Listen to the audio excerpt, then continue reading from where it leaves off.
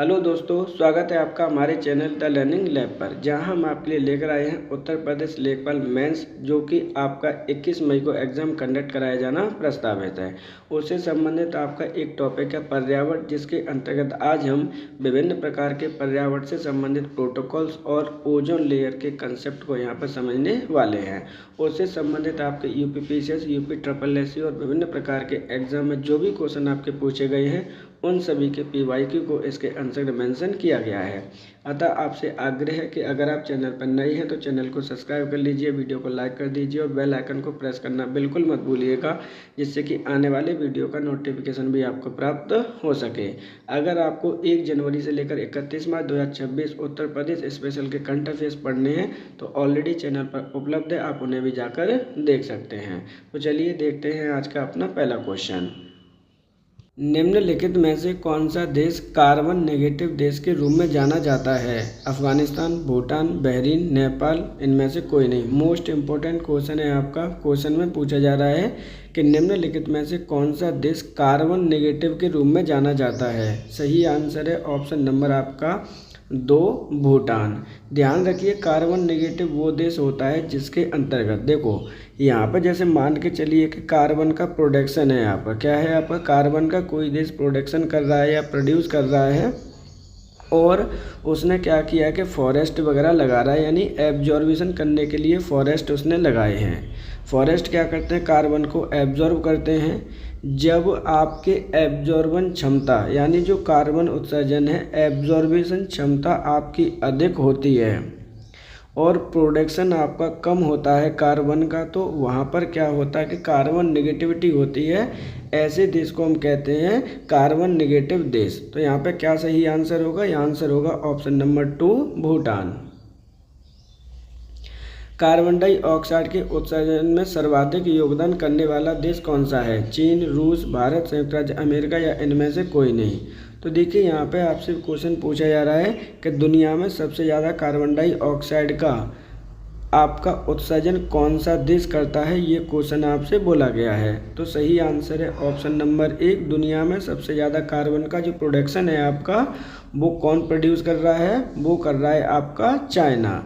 अब हम बात करते हैं चाइना के बाद किसका नंबर, तो ध्यान रखिएगा चाइना का नंबर आपका प्रथम है, वहीं आपका यूएसए नंबर 3 पर है और वहीं आपका इंडिया का नंबर रैंक आती है आपकी 3rd। ये क्रम भी आपको लर्न करना है। क्वेश्चन आपसे पूछा जा सकता है कि कार्बन उत्सर्जन में भारत का कौन सा स्थान है? तो सही आंसर है ऑप्शन नंबर यहाँ पर होगा 1, चीन, जो आपका देश है, पड़ोसी देश है, दुनिया में सबसे ज़्यादा कार्बन डाइऑक्साइड गैस का प्रोडक्शन करता है। मानव की कौन सी क्रिया जलवायु में सर्वाधिक प्रभावित होती है? मत्स्य उद्योग, निर्माण, खनन, कृषि या फिर इनमें से कोई नहीं। इम्पोर्टेंट क्वेश्चन है आपका, जलवायु परिवर्तन से संबंधित है। यहाँ पे पूछ रहा है कि कौन सी क्रिया जलवायु क्रिया सर्वाधिक प्रभावित होती है मानव की। तो सही आंसर है ऑप्शन नंबर आपका 4, जो मानव के द्वारा एग्रीकल्चर की जाती है, कृषि की जाती है, वो सबसे ज़्यादा प्रभावित होती है। अब ऐसा क्यों होता है वो भी समझ लीजिए।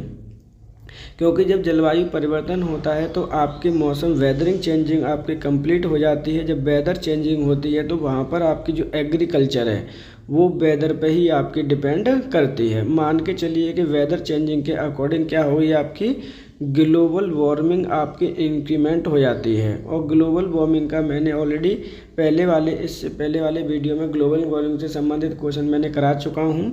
पृथ्वी का क्या हो जाता है? टेम्परेचर इंक्रीज हो जाता है। तो उससे क्या होगा? टेम्परेचर इंक्रीज हो जाएगा तो जो फसल एग्रीकल्चर का प्रोडक्शन है वो क्या हो जाता है? आपका डाउन हो जाता है, उत्पादकता आपकी घट जाती है। ये चीज़ें आपको याद करनी है। सही आंसर है ऑप्शन नंबर आपका यहाँ पर 4।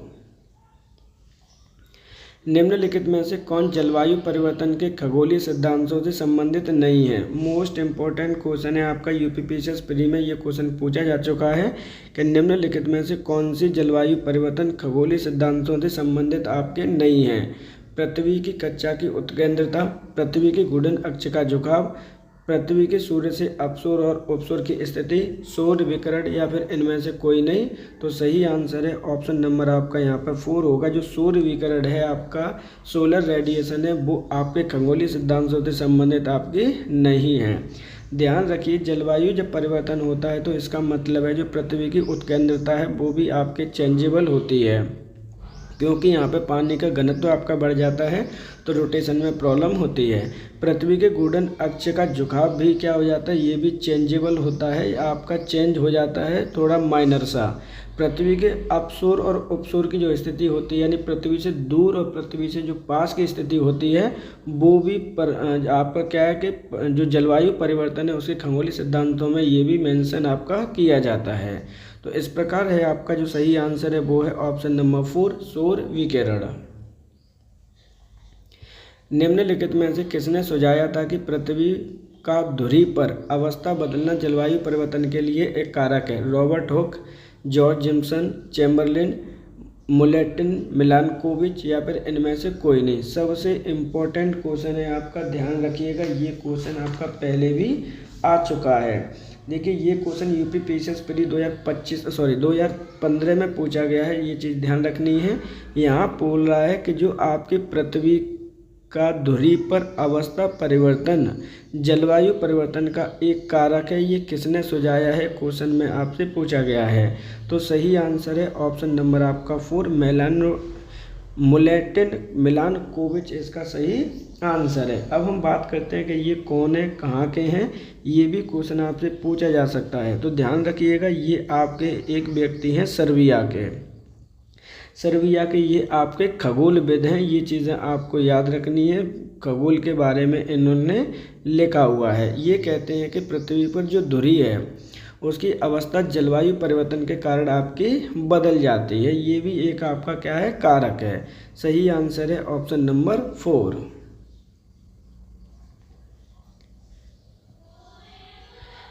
निम्न में से किसे जलवायु परिवर्तन का क्रायोजेनिक संकेतक प्राप्त किया जाता है? आइस कोर, वृक्ष वलय वृद्धि, जीवाश्म पराग, एवोपरेट निक्षेप या फिर इनमें से कोई नहीं। क्वेश्चन में आपसे बोला गया कि निम्न में से किसे, क्या है, निम्न में से किसे जलवायु परिवर्तन के लिए क्रायोजेनिक संकेतक माना जाता है? इम्पॉर्टेंट क्वेश्चन है। सही आंसर है आपका ऑप्शन नंबर 1, आइस कोर। अब हम बात करते हैं कि आइस कोर होती क्या है सर, वो भी आपको एक्सप्लेन कर दीजिए।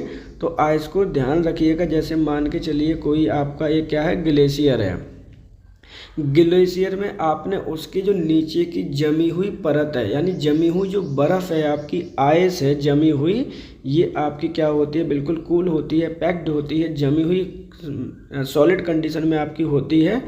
उसे हमने क्या कर लिया कि ड्रिल करके निकालते हैं। क्या करते हैं, ड्रिल करके निकालते हैं। तो वो जो आपकी बर्फ़ निकलती है, आइस निकलती है, वही आपकी मेन मानी जाती है और उससे ही हम पता लगाते हैं कि ये किस समय की होगी और उसके अंतर्गत क्या क्या परिवर्तन हुए होंगे। वो एक आपके संकेतक करके जो आइस निकाली जाती है वो आपका एक इंडिकेटर का काम करती है, ये चीज़ आपको याद रखनी है। कुल मिला के क्रायोजेनिक जो संकेतक के रूप में कार्य करता है वो आइस कोर होती है, यानी ग्लेशियर के नीचे दबी हुई बर्फ।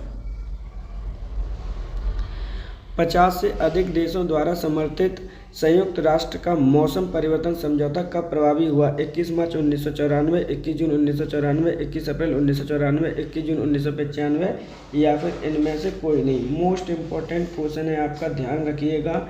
यहाँ पे जो क्वेश्चन आपसे बोला गया है कि 50 से अधिक देशों द्वारा समर्थित संयुक्त राष्ट्र का मौसम परिवर्तन समझौता कब प्रभावी आपका हुआ है? तो सही आंसर है 21 मार्च 1994 को ये आपका प्रभावी हुआ है। ये डेट आपको लर्न करनी है, इम्पोर्टेंट है, ध्यान रखिएगा।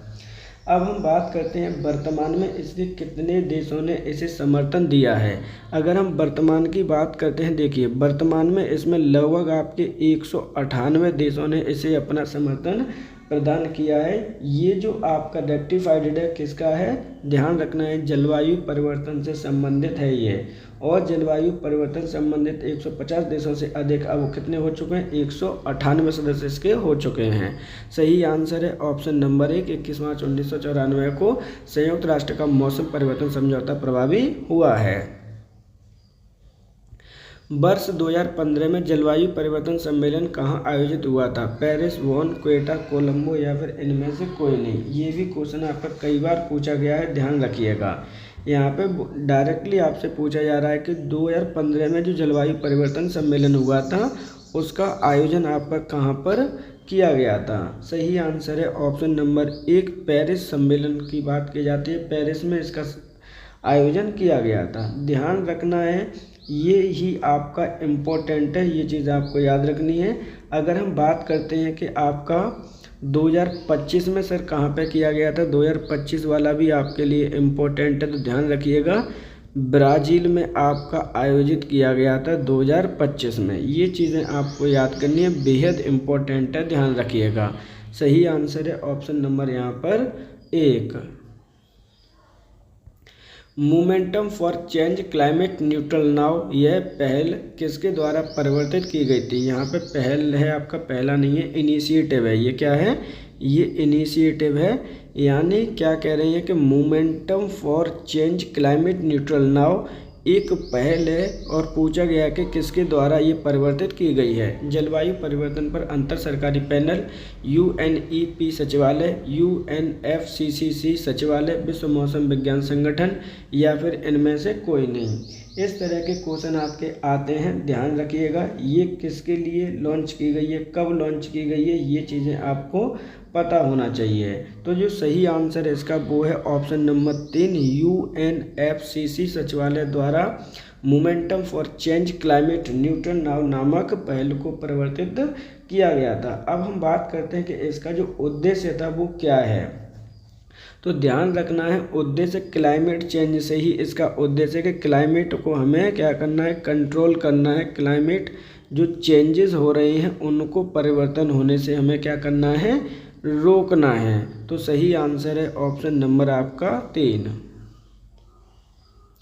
जलवायु परिवर्तन पर संयुक्त राष्ट्र संघ का कन्वेंशन ढांचा किस संबंध है। देखिए यहाँ पे क्वेश्चन आपसे पूछा गया है कि आपका जो जलवायु परिवर्तन पर संयुक्त राष्ट्र संघ का कन्वेंशन, यानी जो यूनाइटेड नेशन है आपका, संयुक्त राष्ट्र संघ का कन्वेंशन ढांचा जो है वो किससे संबंधित है, ये क्वेश्चन पूछा गया है। जीवाश्म ईंधन के उपयोग में कमी, कार्बन डाइऑक्साइड उत्सर्जन में कमी, यूरेनियम उत्पादन में कमी, ग्रीनहाउस गैसों के उत्सर्जन में कमी, या फिर इनमें से कोई नहीं। मोस्ट इम्पोर्टेंट क्वेश्चन है, ध्यान रखिएगा। इसका जो सही आंसर है वो है ऑप्शन नंबर 4, ग्रीन हाउस गैसों के उत्सर्जन में कमी। अब ग्रीन हाउस गैसें कौन कौन सी होती हैं आप सभी को पता होना चाहिए। मोस्टली आपकी CO2 है, उसके बाद आपकी जल वाष्प है, जल वाष्प से भी ज़्यादा होता है आपका, ध्यान रखना है। और उसके बाद आती है आपकी मीथेन। तो इसको भी आपको लर्न करना है। ग्रीन हाउस गैस इफेक्ट जो आपका टॉपिक है, इससे पहले वाले वीडियो में ऑलरेडी मैं करा चुका हूँ, तो आप उस वीडियो को भी जाकर देख सकते हैं। ग्रीन हाउस इफेक्ट क्या होता है, इसके क्या प्रभाव पड़ते हैं, इससे जो डिटेल है आपकी ऑलरेडी वीडियो चैनल पर उपलब्ध है और उसे आप जाकर देख सकते हैं। सही आंसर है ऑप्शन नंबर 4। निम्नलिखित में से कौन सा कथन हरित जलवायु कोष के लिए सही नहीं है। यहाँ पे जो कथन पूछा गया है आपसे, हरित जलवायु कोष से संबंधित पूछा गया है, इम्पोर्टेंट है। कथन पूछा गया कौन सा आपका सही नहीं है। इसकी स्थापना डरबन में आयोजित जलवायु परिवर्तन सभा में की गई थी। यह विकासशील देशों में कार्यक्रमों तथा नीतियों का समर्थन करेगा। विकसित देश इसके लिए कोष प्रदान करेंगे। यह कोर्स वर्ष 2014 से कार्य करना आरंभ करेगा, या फिर इनमें से कोई नहीं। यहाँ पे कोर्स नहीं है, ये शब्द जो आपका दे रखा थोड़ा सा गलत है, इसे चेंज कर लीजिएगा। ये आपका कोर्स है। क्या शब्द है आपका, कोर्स शब्द दे रखा है, जो कि यहाँ पे ऑलरेडी गिवन है। क्वेश्चन में पूछा गया था कि कौन सा कथन आपका गलत है, तो सही आंसर है ऑप्शन नंबर आपका होगा यहाँ पर 1। इसकी स्थापना डरबन में आयोजित जलवायु परिवर्तन सभा में की गई थी, यही ऑप्शन आपका गलत है। क्यों गलत है, तो ध्यान रखना, डरबन में स्थापना नहीं की गई थी, आयोजित हुआ था आपका मैक्सिको में। कहाँ पर हुआ था, एक जगह है आपकी कानकुन करके नाम की एक जगह है, ये चीज़ आपको याद करनी है। और कानकुन जगह आपकी मैक्सिको देश में है, वहाँ पर आयोजित में इसका क्या किया गया था, स्थापना की गई थी। इसका जो मेन उद्देश्य एम है ये आप लर्न कर लेंगे, ये आपको इम्पोर्टेंट है। विकासशील देशों में कार्यक्रमों नीतियों का समर्थन करेगा। दूसरा इम्पोर्टेंट ये भी है आपका, विकसित देश इसके लिए कोष प्रदान करेंगे, जो डेवलप्ड कंट्री हैं वो पैसा देंगे। इसकी कार्यक्रम की शुरुआत 2014 में की गई थी, ये भी आपका इम्पोर्टेंट है, ध्यान रखिएगा। एक एक पॉइंट चीज़ें आपकी जलवायु परिवर्तन से संबंधित इम्पोर्टेंट है। हरित जलवायु कोष जिसे कहते हैं, ग्रीन क्लाइमेट फंड किसे कहते हैं, हमें इसे ध्यान रखना है। एक एक चीज़ आपको याद करनी है, इसकी डिटेल भी लर्न कर लीजिएगा। ग्रीन क्लाइमेट फंड कहते हैं इसे हम। तो जो सही आंसर है वो है ऑप्शन नंबर 1, क्योंकि डरबन में आयोजित न होकर कुन मैक्सिको में आयोजित हुआ था। क्योटो प्रोटोकॉल निम्न में से संबंधित है, वायु प्रदूषण, जलवायु प्रदूषण, ग्रीन हाउस गैस, जल प्रदूषण, या फिर इनमें से कोई नहीं। देखिए क्योटो प्रोटोकॉल से भी संबंधित क्वेश्चन आपके आते हैं। कुछ प्रोटोकॉल है जिन्हें आपको लर्न करना ही करना है। जो क्योटो प्रोटोकॉल है आपका, इसका संबंध किससे है, तो सही आंसर है ऑप्शन नंबर आपका 2, जलवायु परिवर्तन से संबंधित है क्योटो प्रोटोकॉल। अब आपको पता होना चाहिए कि जो क्योटो नामक जगह है वो कहाँ पर है, तो ध्यान रखना है ये आपके जापान में स्थित है क्योटो प्रोटोकॉल। क्योटो प्रोटोकॉल का मतलब जापान में एक सभा हुई थी आपकी, कब हुई थी, 1997 ईस्वी में, जिसको हमने बोला है क्योटो प्रोटोकॉल। जलवायु परिवर्तन से संबंधित है, इस पर कन्वेंशन से संबंधित कौन कौन है ये चीज़ भी आपको लर्न करनी है। तो ध्यान रखना है, एक व्यक्ति का एक संस्था का नाम याद करना है जिसका नाम है UNFCCC, इसका नाम याद कर लीजिएगा, इससे ये संबंधित है। अगर आपकी मैं फुल फॉर्म इसकी लिखना चाहूँ तो याद रखना है यूनाइटेड नेशंस, F होता है आपका फ्रेमवर्क,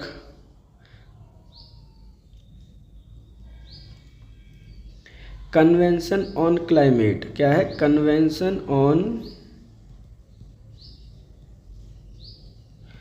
क्लाइमेट चेंज, इसको आपको लर्न करना है। तो देखिए यहाँ पे ऑलरेडी आपको शब्द मिल गया क्लाइमेट चेंज, और इसी से ही इसका संबंध है। सही आंसर है ऑप्शन नंबर 2। निम्नलिखित में से कौन सही सुमेलित नहीं है। देखिए यहाँ पे कुछ प्रोटोकॉल दे रखे हैं और चीज़ें आपको दे रखी है कि कौन सा इसका संबंध किससे नहीं है। इम्पोर्टेंट क्वेश्चन है, ध्यान रखिएगा। यहाँ से आपको 4 चीज़ें पता चलेंगी जो आपको लर्न करने ही करने हैं। कार्टेजेना प्रोटोकॉल, बायोसेफ्टी, स्टॉकहोम सम्मेलन, अनवरत जैविक प्रदूषक, मॉन्ट्रियल प्रोटोकॉल, ओजोन परत, क्योटो प्रोटोकॉल, जल संरक्षण, या इनमें से कोई नहीं। तो जो सही आंसर है वो है ऑप्शन नंबर 4। इससे पहले वाले क्वेश्चन में ही आपने सॉल्व किया है इसको। क्योटो प्रोटोकॉल सर जल संरक्षण से संबंधित नहीं है, ये क्लाइमेट चेंज से है। किससे है, क्लाइमेट चेंज से इसका संबंध है, अर्थात जलवायु परिवर्तन से इसका संबंध है। ये चीज़ आपको लर्न करनी है, इम्पोर्टेंट पॉइंट है, ध्यान रखिएगा। लेकिन इसके अलावा जो प्रोटोकॉल दे रखे हैं वो भी आपको लर्न करने हैं। जैसे कार्टेजेना प्रोटोकॉल का संबंध बायोसेफ्टी से है, स्टॉकहोम सम्मेलन का संबंध जैविक प्रदूषक से है, मॉन्ट्रियल प्रोटोकॉल का संबंध ओजोन लेयर से, ये और आपके लिए मोस्ट इम्पोर्टेंट है। सही आंसर है ऑप्शन नंबर आपका 4।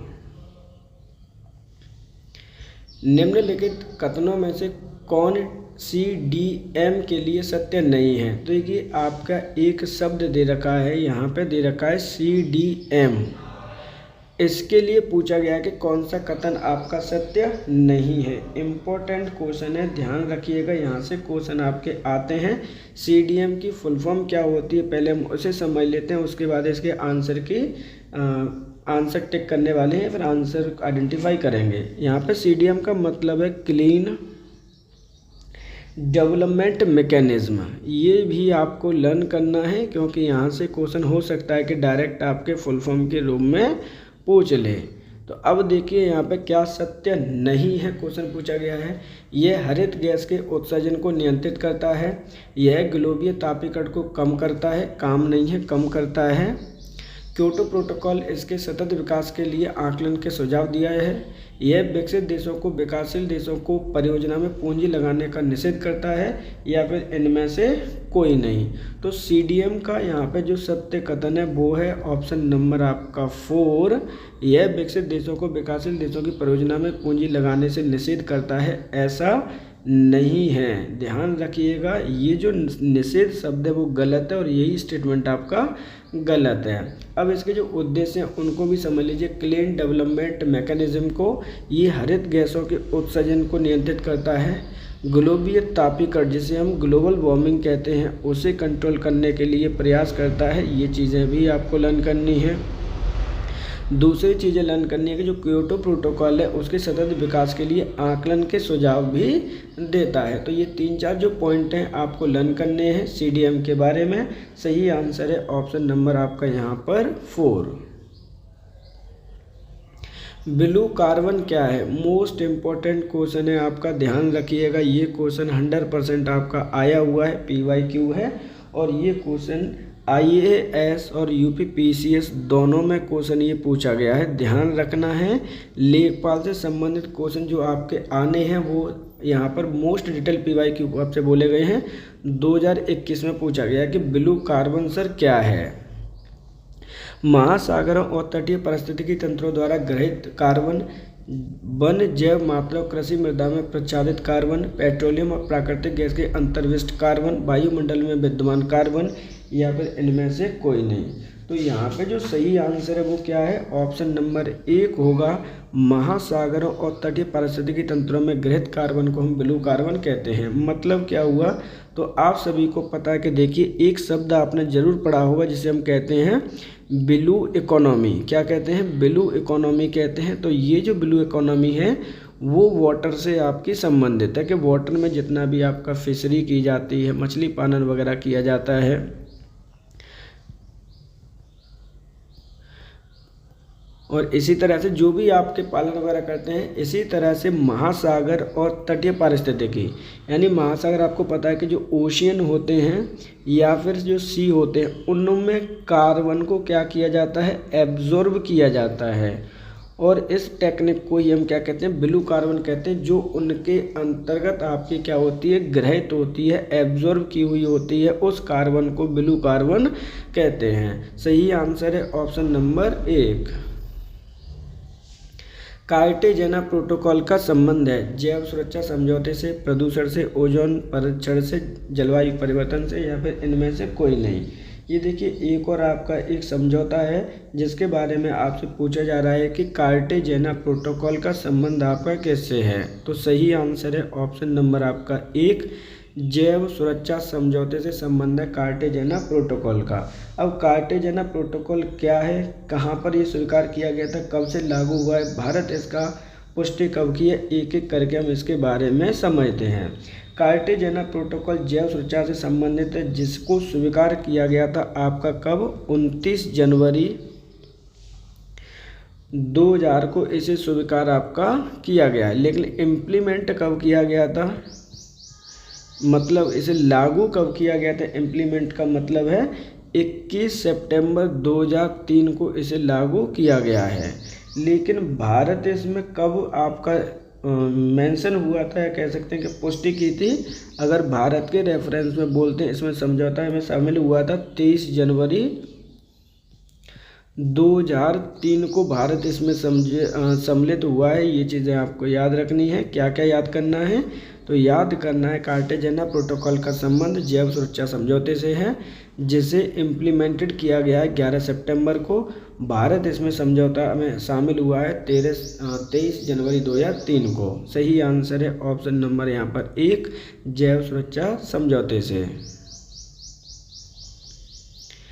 कार्बन क्रेडिट का दृष्टिकोण इनमें से किसी से शुरू हुआ था? मॉन्ट्रियल प्रोटोकॉल, अर्थ शिखर सम्मेलन, G8 शिखर सम्मेलन, क्योटो प्रोटोकॉल, या इनमें से कोई नहीं।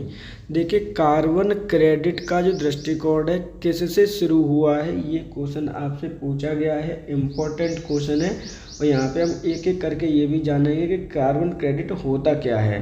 तो जो सही आंसर है इसका वो है ऑप्शन नंबर आपका 4, क्योटो प्रोटोकॉल से आपका कार्बन क्रेडिट का कंसेप्ट यहाँ पे प्रारंभ हुआ है।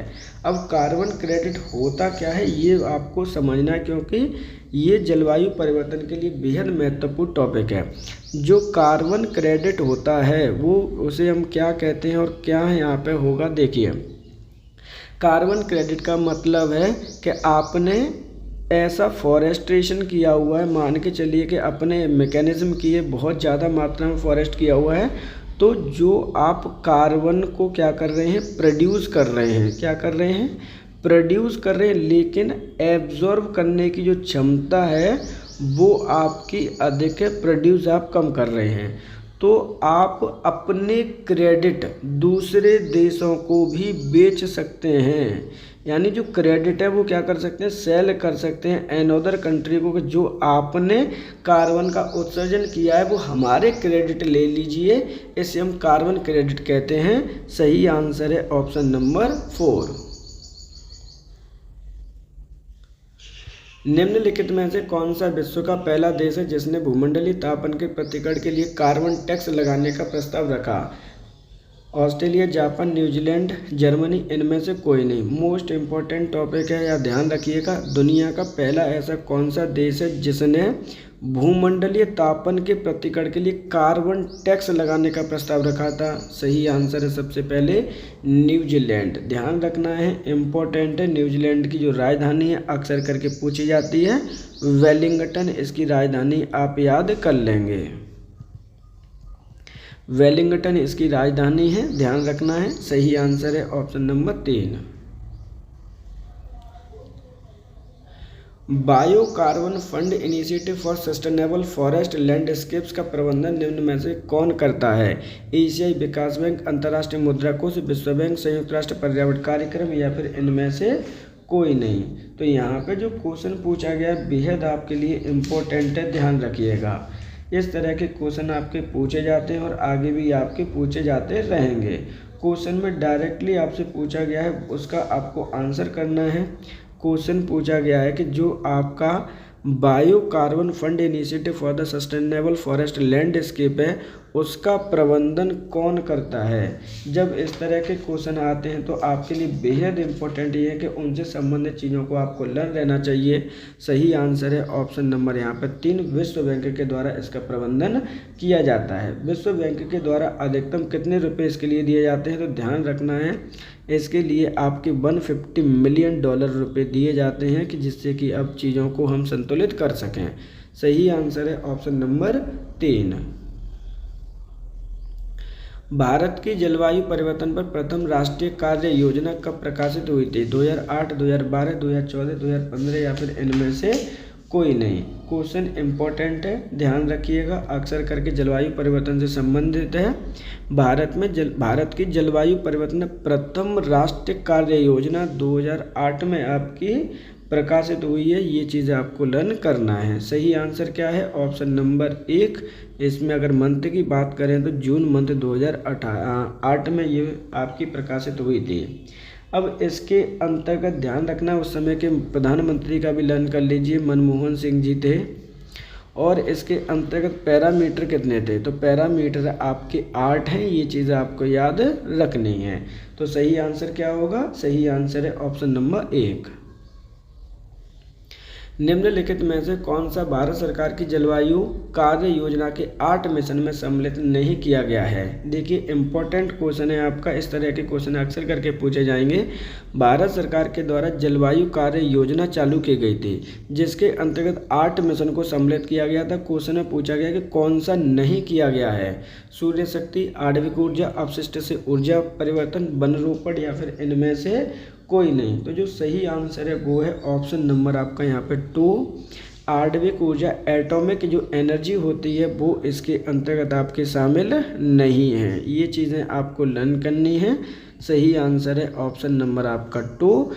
आपकी जो जलवायु कार्य योजना उसके अंतर्गत 8 मिशन सम्मिलित है, जिसमें आणविक ऊर्जा सम्मिलित नहीं है। कब आपकी ये प्रकाशित हुई है? तो ध्यान रखिएगा 30 जून 2008 को ये योजना प्रकाशित हुई थी भारत सरकार के द्वारा। सही आंसर है ऑप्शन नंबर 2।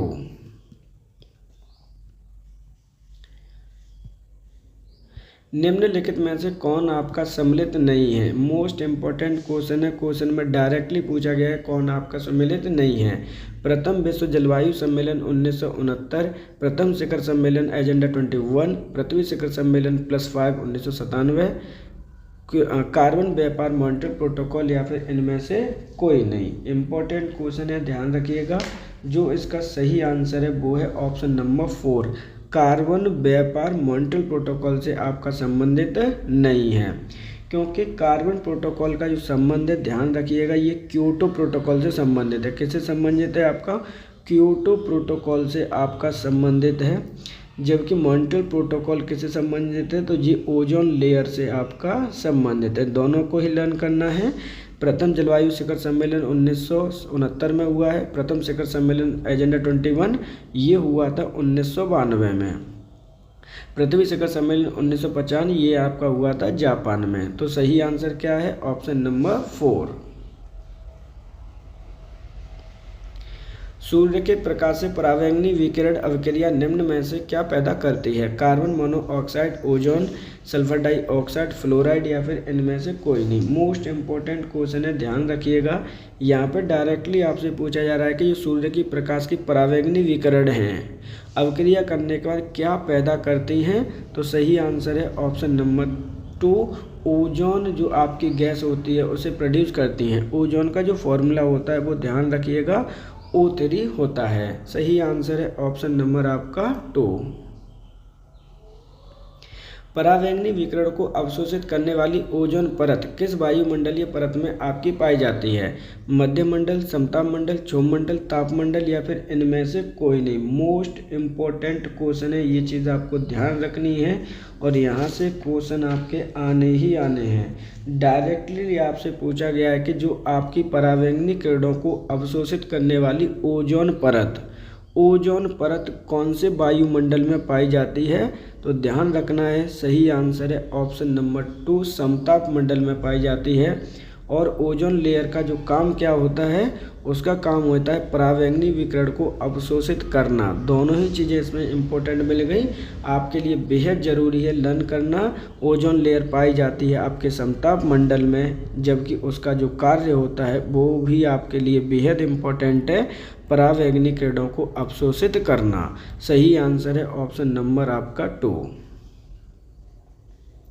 वायुमंडल में उपस्थित ओजोन द्वारा निम्नलिखित विकिरण अवशोषित किया जाता है? अवरक्त, परावैंगनी, दृश्य, सूक्ष्म तरंगें या फिर इनमें से कोई नहीं। अभी क्वेश्चन में बताया कि वायुमंडल में उपस्थित जो ओजोन द्वारा किसको अवशोषित किया जाता है? तो सही आंसर है ऑप्शन नंबर 2, परावैंगनी किरणों को। ध्यान रखिएगा, परावैंगनी किरणों को और किस नाम से जानते हैं? हम इसे यूवी रेज के नाम से भी जानते हैं और इसे दूसरे नाम से भी जानते हैं, अल्ट्रावायलेट रेज। ये चीज़ें आपको लर्न करनी है। हो सकता है कि डायरेक्टली क्वेश्चन आपसे पूछ लिया जाए। तो सही आंसर क्या होगा? Option number 2। ओजोन बायोस्फीयर को बचाती है इंफ्रारेड किरणों से, अल्ट्रावायलेट किरण से, एक्स किरण से, गामा किरण से, इनमें से कोई नहीं। तो अभी जस्ट पिछले वाले क्वेश्चन में ही ये ऑप्शन हुआ है आपका। ओजोन बायोस्फीयर को बचाती है अल्ट्रावायलेट रेज से, यूवी रेज जिसे हम कहते हैं, परावैंगनी किरण जिसे कहते हैं। हम दोनों ही नाम मैं इसके लिख दे रहा हूँ यहाँ पे, ध्यान रखना है।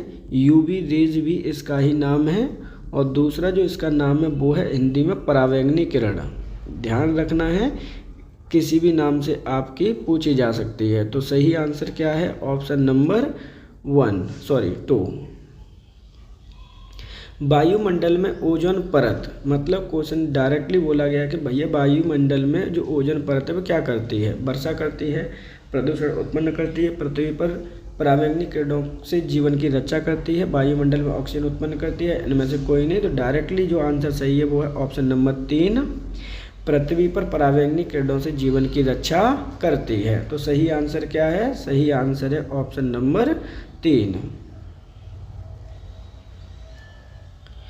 ओजोन परत मानव के लिए उपयोगी है क्योंकि वह वायुमंडल को ऑक्सीजन प्रदान करती है, वह सूर्य की अल्ट्रावायलेट किरण को पृथ्वी पर आने से रोकती है, वह पृथ्वी का तापमान संतुलित रखती है, या फिर इनमें से कोई नहीं। तो जो सही आंसर है वो है ऑप्शन नंबर आपका हो जाएगा 2, वह सूर्य की अल्ट्रावायलेट किरण को पृथ्वी पर आने से रोकती है। ध्यान रखना है, इसकी जो उपयोगिता है वो आपके लिए बेहद इम्पोर्टेंट है। सही आंसर है ऑप्शन नंबर 2।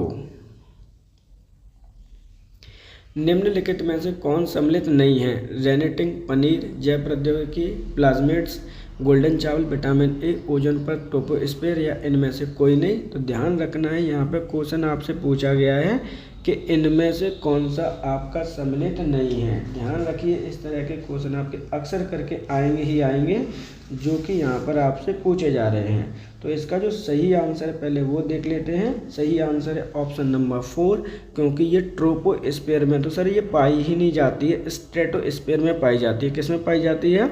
स्ट्रेटोस्फीयर में पाई जाती है, जिसे हम समताप मंडल कहते हैं, उसमें ये आपकी पाई जाती है।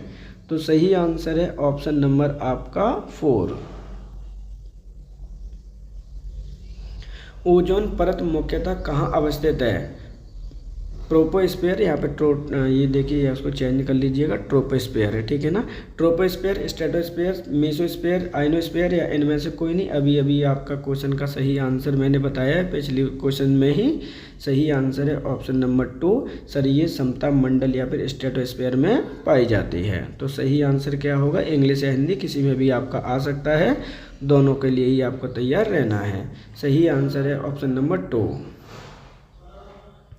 ओजोन परत की मोटाई को मापा जाता है डेसिबल, डॉप्सन, इकाई, पीपीपी या पीपीपीएम या इनमें से कोई नहीं। बेहद महत्वपूर्ण क्वेश्चन है, यहाँ पे यूनिट आपसे पूछी गई है कि आपकी जो ओजोन परत की मोटाई मापी जाती है, वो ऑप्शन नंबर 2 सही आंसर होगा, डॉप्सन इकाई में मापी जाती है।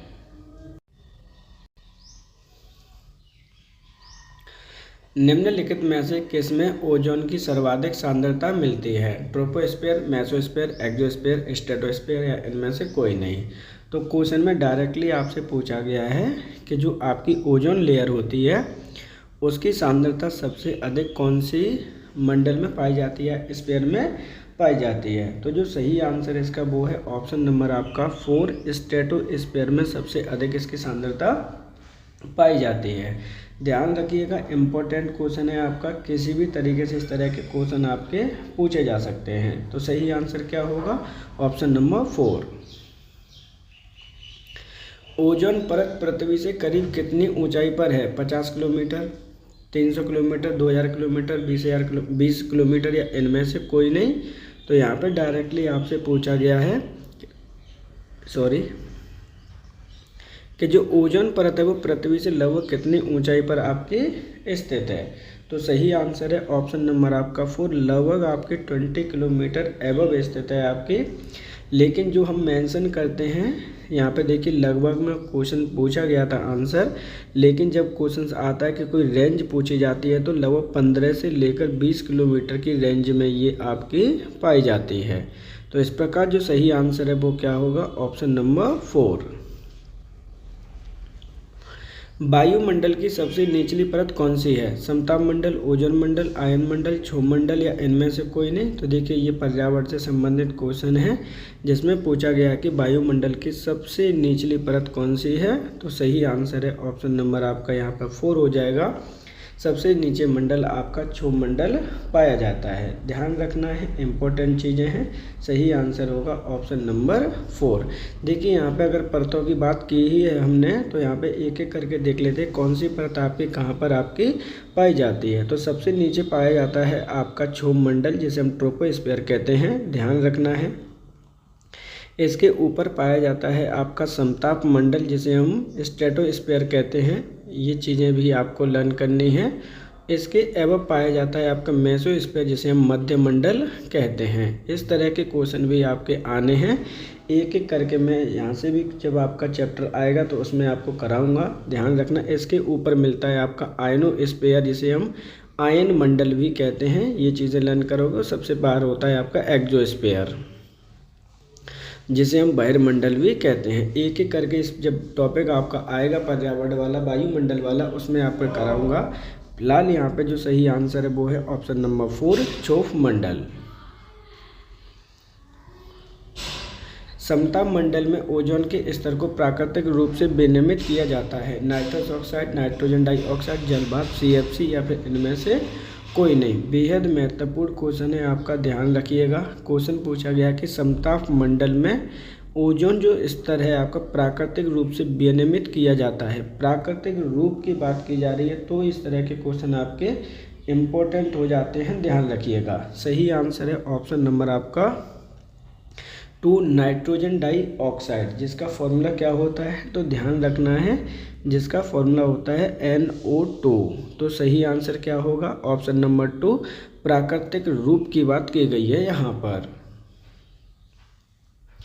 निम्नलिखित में से क्लोरोफ्लोरोकार्बन के लिए सत्य नहीं है। इम्पोर्टेंट क्वेश्चन है यहाँ पे, जिसे हम CFC कहते हैं, ध्यान रखिएगा। कई बार आपसे हो सकता है कि फुल फॉर्म भी पूछ ली जाए कि CFC की फुल फॉर्म क्या होती है। तो क्लोरोफ्लोरोकार्बन के बारे में सत्य नहीं है। यह प्रशीतकों के रूप में प्रयोग में लाई जाती है। यह ग्रीन हाउस प्रभाव में योगदान नहीं देती है। यह समताप मंडल में ओजोन घटाने में उत्तरदायी है। यह निकलने वायुमंडल में अक्रियाशील है, या फिर इनमें से कोई नहीं। क्वेश्चन डायरेक्टली पूछा गया है कि जो आपका CFC होती है उसके बारे में कौन सा कथन आपका सही नहीं है। तो सही आंसर है ऑप्शन नंबर आपका 2। यह ग्रीन हाउस गैस अफवाह में भागीदारी नहीं देती है या योगदान नहीं देती है, ऐसा गलत है। यहाँ पे होना चाहिए था कि ये आपका योगदान देती है। CFC का मतलब क्या हुआ, ये प्रशीतकों यानी कूलेंट के रूप में प्रयोग की जाती है। ध्यान रखना, जो रेफ्रिजरेटर वगैरह होते हैं उनमें आपकी प्रयोग की जाती है। एक एक करके मैं सभी आपको बता देता हूँ। रेफ्रिजरेटर में प्रयोग की जाती है रेफ्रिजरेटर। दूसरा इसमें जो इम्पोर्टेंट है वो है समताप मंडल में ओजोन को घटाने में उत्तरदायी होती है। वायुमंडल में ये अक्रियशील गैस होती है। ये चीज़ें भी आपको ध्यान रखना है, इम्पोर्टेंट है। सही आंसर क्या होगा, सही आंसर है ऑप्शन नंबर आपका यहाँ पर 2। निम्नलिखित में से कौन सम्मिलित नहीं है। Carbon dioxide thermal power station,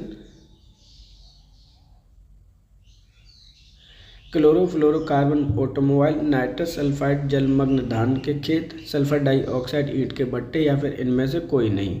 important question है, ध्यान रखना है। यहाँ पर आपसे बोल रहा है कि निम्नलिखित में से कौन आपका सम्मिलित नहीं है।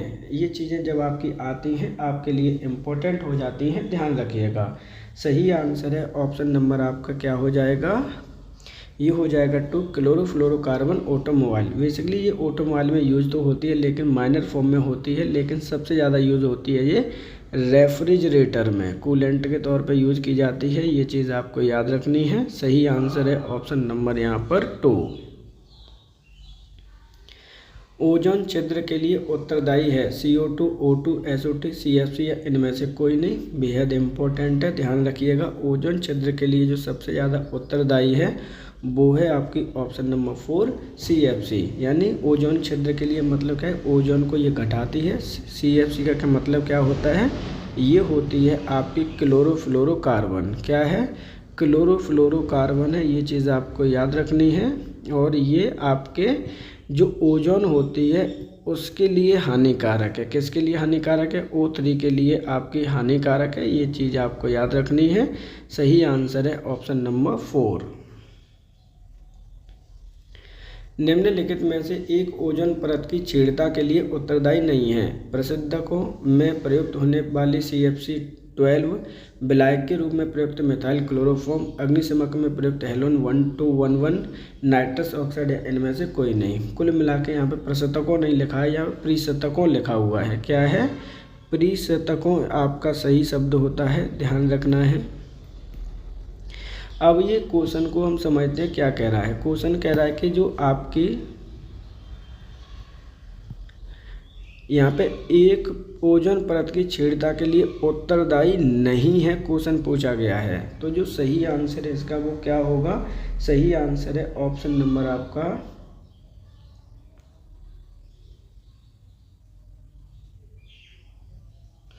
4 होगा। नाइट्रस ऑक्साइड आपके लिए उत्तरदायी नहीं है। तो सही आंसर क्या है, ऑप्शन नंबर 4। निम्न ग्रीन हाउस गैसों में से कौन सी गैस है जिसके द्वारा ट्रोपोस्फीयर में ओजोन प्रदूषण नहीं होता है। Methane, carbon dioxide, carbon monoxide, जलवाष्प या इनमें से कोई नहीं।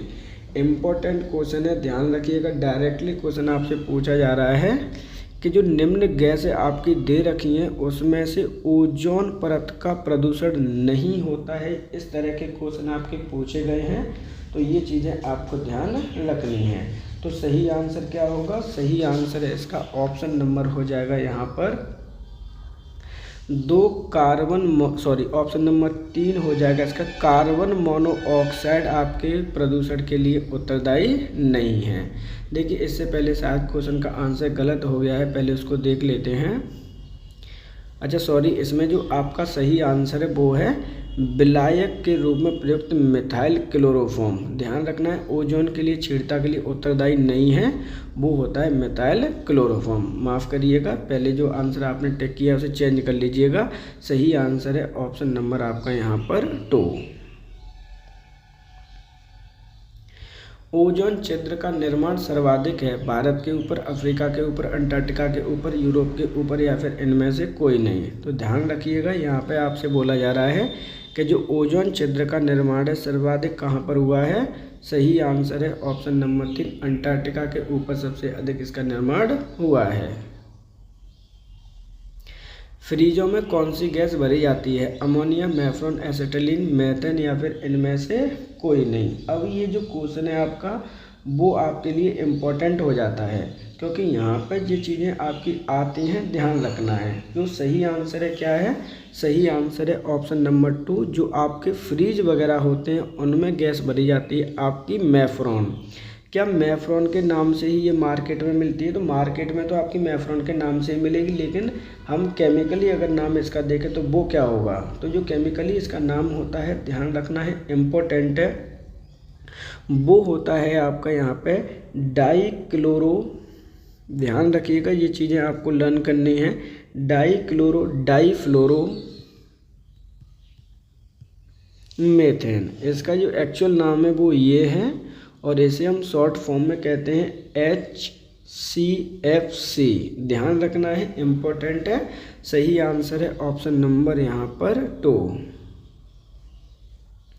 निम्नलिखित में से किसने तिब्बत के पठार पर 2005 में ओजोन आभा मंडल का पता लगाया था, M मोलिना, जोसेफ फरमान, GW केंट मूर, मार्कस रेक्स, या इनमें से कोई नहीं। तो यहाँ पर बोला गया कि किसने आपके तिब्बत के पठार के ऊपर आभा मंडल यानी जो ओजोन का आभा मंडल है उसका पता लगाया था। ये इम्पोर्टेंट है, ध्यान रखिएगा। सही आंसर है ऑप्शन नंबर हो जाएगा आपका 3, GW केंट मूर के द्वारा ये पता लगाया गया था। कब लगाया गया था, 2005 में। ये भी लर्न करना है आपको। तो सही आंसर है ऑप्शन नंबर 3। मॉन्ट्रियल प्रोटोकॉल का संबंध है ओजोन परत के क्षय को रोकना, ग्लोबल वार्मिंग, अम्ल वर्षा, फोटोकेमिकल स्मोक, या इनमें से कोई नहीं। तो ध्यान रखिएगा, यहाँ पे मॉन्ट्रियल प्रोटोकॉल की बात की जा रही है। सही आंसर होगा ऑप्शन नंबर 1, ओजोन परत के क्षय को रोकने से संबंध है आपका क्या है, मॉन्ट्रियल प्रोटोकॉल। अब मॉन्ट्रियल प्रोटोकॉल की अगर हम बात करते हैं कहाँ से आया है, किस कन्वेंशन के थ्रू आया है, क्या क्या काम है इसके, वो भी हम समझ लेते हैं। तो देखिए मॉन्ट्रियल प्रोटोकॉल का संबंध हो जाता है किससे, ओजोन लेयर से। ये तो आप समझ चुके हैं। ये कब प्रभावी हुआ था, तो ध्यान रखना है मॉन्ट्रियल प्रोटोकॉल जो प्रभावी हुआ है वो 1 जनवरी 1989 से आपका ये एक्टिव हुआ है या इम्प्लीमेंट हुआ है, लागू हुआ है, प्रभावी हुआ है। ध्यान रखिएगा। तो ये जो आपको लर्न करना है, सही आंसर है ऑप्शन नंबर 1। ओजोन परत चरण दिवस कब मनाया जाता है, 21 अप्रैल, 5 जून, 23 मार्च, या 16 सितंबर, या इनमें से कोई नहीं। बेहद इंपॉर्टेंट क्वेश्चन है, ये क्वेश्चन कई बार आपका आया हुआ है। ओजोन परत संरक्षण दिवस कब मनाया जाता है, तो ऑप्शन नंबर आपका हो जाएगा 4, 16 सितंबर को मनाया जाता है। ये क्वेश्चन आपका UPPSC 2022 और 2023 दोनों प्रीलिम्स में पूछा गया है। ये चीज़ें आपको लर्न करनी है। सही आंसर है ऑप्शन नंबर 4। निम्नलिखित में से कौन सा युग्म आपका सुमेलित नहीं है, बेहद इंपॉर्टेंट क्वेश्चन है, ध्यान रखिएगा। यहाँ पे पूछा गया कि कौन सा आपका सुमेलित नहीं है, ओजोन, क्लोरोफ्लोरोकार्बन, अम्ल वर्षा, नाइट्रिक एसिड, रॉकेट ईंधन, केरोसिन तेल, green house gas, green house प्रभाव, कार्बन डाइऑक्साइड, या फिर इनमें से कोई नहीं। तो जो इम्पोर्टेंट है वो क्या होगा, सही आंसर है ऑप्शन नंबर आपका यहाँ पर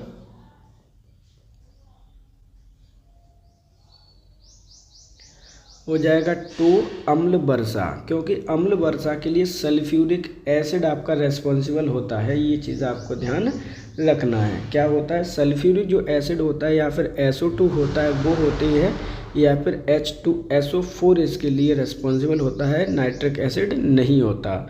सही आंसर है ऑप्शन नंबर 2। सूर्य से आने वाला हानिकारक पराबैंगनी किरण कारण हो सकता है यकृत कैंसर का, मस्तिष्क कैंसर का, माउथ कैंसर का, स्किन कैंसर का, या फिर इनमें से कोई नहीं। बेहद इम्पोर्टेंट क्वेश्चन है। सूर्य से आने वाली जो पराबैंगनी विकिरण है उसके कारण हो सकता है आपका option number 4 skin cancer. Hindi में से क्या कहते हैं, तो हिंदी में से हम त्वचा रोग कहते हैं, ध्यान रखिएगा, और ये आपको लर्न करना ही करना है। यहाँ पर जो पराबैंगनी किरण है उनको कौन रोकता है, तो ध्यान रखना है ओजोन लेयर रोकती है। क्या रोकती है, ओजोन लेयर रोकती है, जो कि पाई जाती है आपके समताप मंडल में। तो सही आंसर है इसका है ऑप्शन नंबर 4। विज्ञान को निम्न टीमों में से किसने सर्वप्रथम अंटार्कटिका के ऊपर ओजोन क्षेत्र का पता लगाया था? रूसी team, German team, American team, British team, या फिर इनमें से कोई नहीं। बेहद इंपॉर्टेंट क्वेश्चन है, ध्यान रखिएगा। यहाँ पर डायरेक्टली क्वेश्चन पूछा गया है कि निम्न में से कौन सी टीम है जिसने सर्वप्रथम अंटार्कटिका के ऊपर ओजोन क्षेत्र का पता लगाया था? तो सही आंसर है ऑप्शन नंबर 4, ब्रिटिश टीम ने ये पता लगाया था। कब पता लगाया था? तो 1985 ईस्वी में। ये चीज़ें आपको ध्यान रखनी है। सही आंसर है ऑप्शन नंबर 4। निम्नलिखित में से कौन आपका सम्मिलित है? देखिए यहाँ पे डायरेक्टली क्वेश्चन आपसे पूछा गया है कि कौन सा इसमें सम्मिलित है।